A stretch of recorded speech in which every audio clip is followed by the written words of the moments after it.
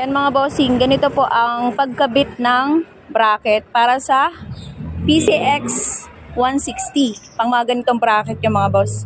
So, kailangan yung tanggalin talaga to. Ayan, yung part na yan. Medyo matigas lang yan, medyo mahirap tanggalin. Pero, carry nyo yan.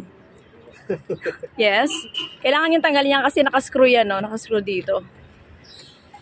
Then, dapat matanggal to kasi dito natin ilalagay. Meron ditong part na 4 na butas para dito sa ating bracket.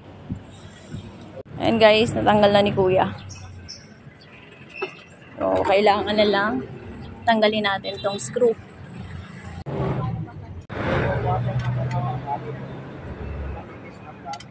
Sino ba lang tingin?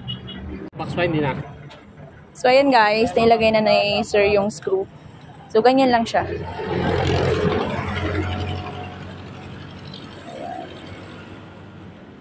Ganun lang guys ang pagtakid ng PCX 160. Ayan. Mas maganda siya, no? Compared din sa malaki. May mga malalaki kasi. Oo. Ito kasi mas maganda. Dito pa rin yung pinaka-stock. Okay na, boss? Okay. Ingat pa.